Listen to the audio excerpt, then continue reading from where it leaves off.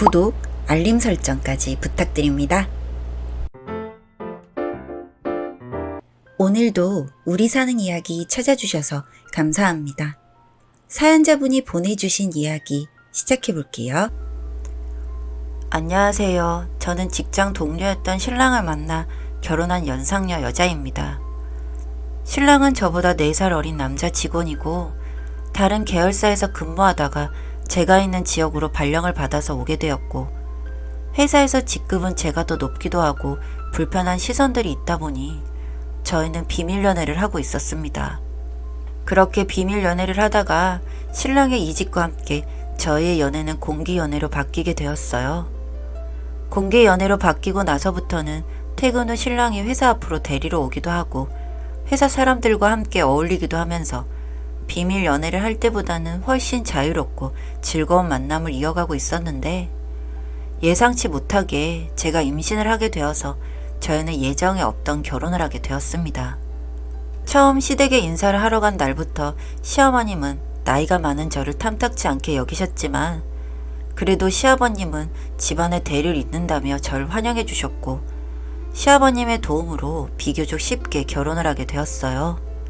결혼을 하고 아이가 태어날 때까지 짧은 신혼생활을 할 동안에 신랑은 제가 먹고 싶은 과일이나 음료를 자주 사와서 저에게 선물해 주었고 호르몬 때문에 기분이 오락가락 할 때에도 제 곁에서 이야기를 들어주며 누구보다 가정적이고 따뜻한 신랑 그리고 아빠가 되겠다며 이야기를 했습니다.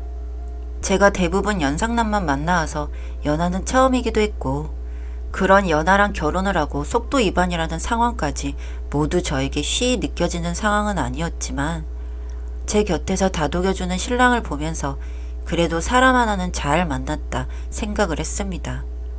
그렇게 몇 달간의 시간이 흘렀고 저도 배가 제법 불러와서 출근을 하기에 어려움이 많아 결국 출산휴가를 내고 집에서 쉬게 되었는데 그때부터 시댁과 신랑의 트러블이 생겼습니다.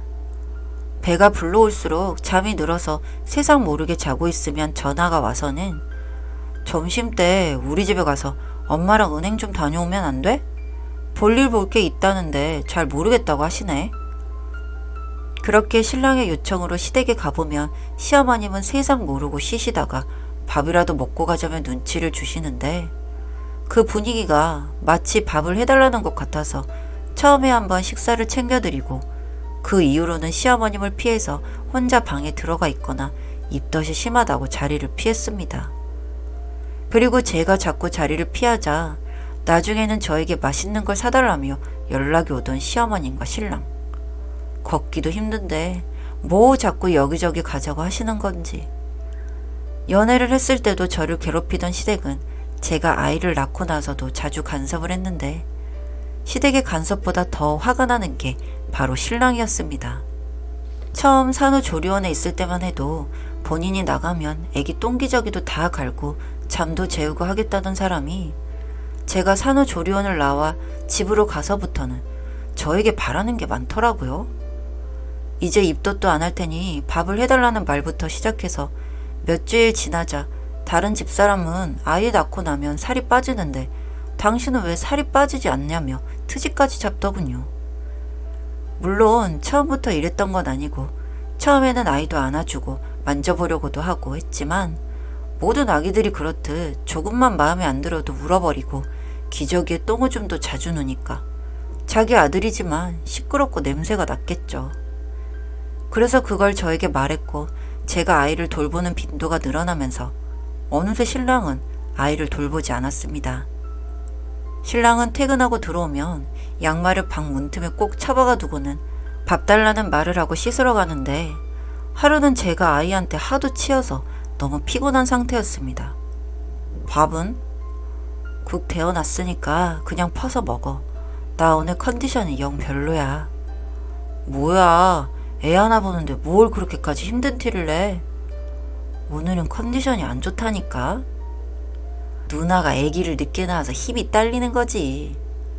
말 가려서 해. 제가 조금만 힘든 티를 내도 노산이니 뭐 나이가 있어서 그런 거니 놀리기도 하고 집안일이 안 되어 있으면 저더러 집에서 하는 일이 뭐냐고 하면서 화를 냈어요. 저보다 어린 신랑이 저한테 그렇게 막말을 하는 것도 그렇고 집에서 놀고 먹는 백수도 아니고 24시간 아이와 함께 있는 저한테 화를 내는 신랑에게 한 소리 하고 싶어도 신랑이랑 싸우는 모습에 아이까지 상처가 될까봐 참고 살았는데 너무 지치고 힘들어서 신랑에게 종종 힘들다는 말을 했습니다. 그럴 때마다 우리 엄마는 애 셋을 이렇게 키웠어. 장모님은 딸 둘을 그렇게 키우신 거야. 같은 개소리만 해대니 제가 미칠 노릇이더라고요. 2년 정도 아이를 키우고 나서 복직을 하려 생각을 했는데 시댁에서 아이는 엄마가 키워야 한다며 반대를 했고 신랑은 마침 이직한 회사 일이 힘들어서 쉬고 싶어 할 때라서 본인이 쉬겠다며 회사를 휴직하고 아이를 돌보기로 했습니다. 사실 쉬겠다며 휴직을 했을 때부터 말도 안 된다고 생각을 했는데 아니나 다를까 휴직하고 채 3주도 지나지 않아 힘들다며 얼마나 징징거리는지. 원래 급여 자체도 제가 신랑보다 많기도 했었고 복직과 동시에 회사에서 큰 프로젝트를 하나 맡게 되어 저는 야근이며 주말 출근까지 가리지 않고 일을 했습니다. 솔직히 아이 보는 것보다 야근을 줄창해도 일하는 게 낫더라고요. 그동안 신랑은 아이를 돌보며 왜 집에 오지 않냐며 징징거리기 일쑤였는데 힘들게 일을 하긴 하지만 가게에 도움이 된다 생각하니 일할 때도 힘이 났습니다. 신랑에게 제가 했던 것처럼 집안일이나 육아 둘 다를 바란 건 아니었지만 신랑은 정말 아이만 보고 집 정리는 하나도 손을 안 대더라고요. 나 정말 힘들어. 애 보는 게 쉬운 게 아니지? 조금만 힘내자. 아, 그냥 내가 다시 일하면 안 돼? 나 지금 맡은 일이 그래도 몇 달은 걸릴 것 같아. 이해해줘. 아, 지금 내 온몸에서 똥냄새가 나는 것 같아. 귀에서 애기 우는 소리가 계속 나는 것 같다고. 이 일만 끝나면 내가 다시 아이 볼게. 조금만 기다려줘. 그렇게 몇 주 더 우는 소리를 하던 신랑이 언젠가부터 방실방실 웃고 다니기 시작했습니다. 이제 애기 보는 거 괜찮아? 응? 우리 애기가 참 순해. 무슨 말이야. 낯가림이 얼마나 심한데.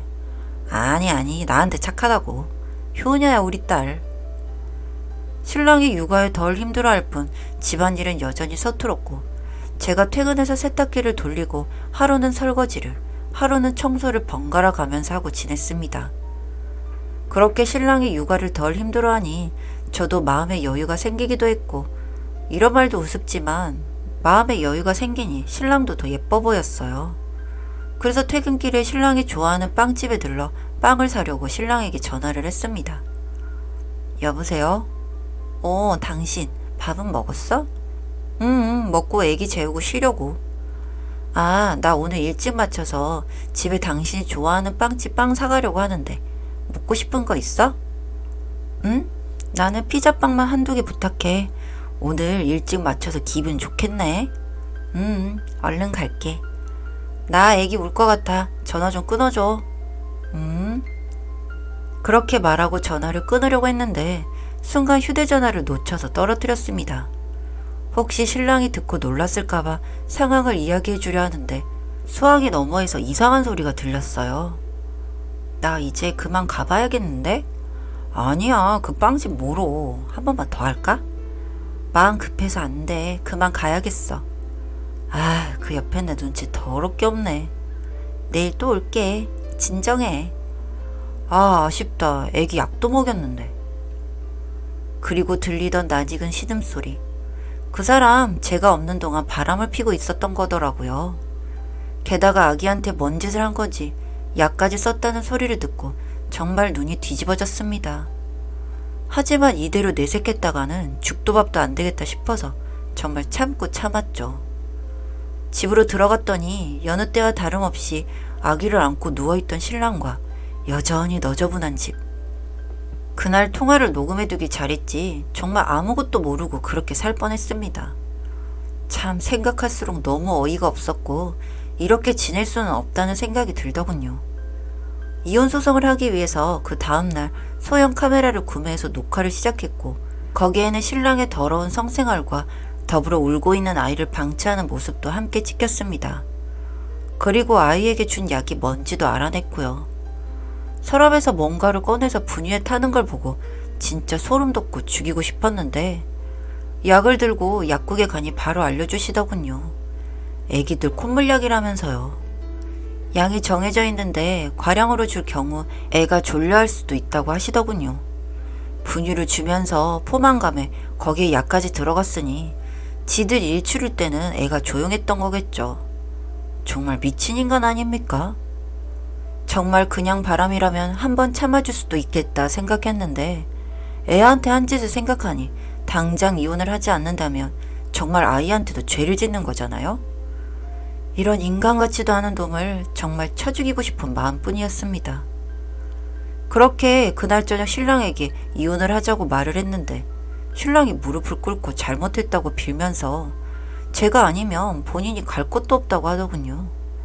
그래서 회사나 다시 다니면 되지 뭔 상관이냐고 소리를 질렀는데 알고 보니 당시에 일을 하기가 너무 싫어서 퇴사를 했다고 하더라고요. 참나. 저한테는 육아휴직이라고 이야기를 해두고 퇴사를 한 거죠. 월급은 몰래 받아둔 퇴직금을 야금야금 쓰면서요.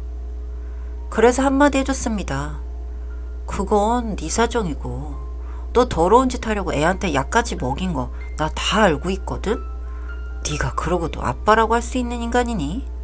순순하게 이혼해주지 않으면 아마 너 지옥으로 떨어지게 될 거야. 내가 그렇게 만들 거거든? 그러니까 좋게 이 집 내놓고 그냥 이혼하자. 나 너한테 양육비도 안 바래. 그냥 좋게 이혼하자. 이놈도 애한테 약을 준 것은 정말 지가 생각해도 아니라 생각했는지 집 주는 걸로 해서 이혼하자고 하더군요. 그렇게 합의를 해서 그놈을 떨고 냈습니다. 사실 저는 바람 피운 년은 궁금하지도 않았거든요. 근데 알고 보니 문화센터에서 만난 아기 엄마더군요.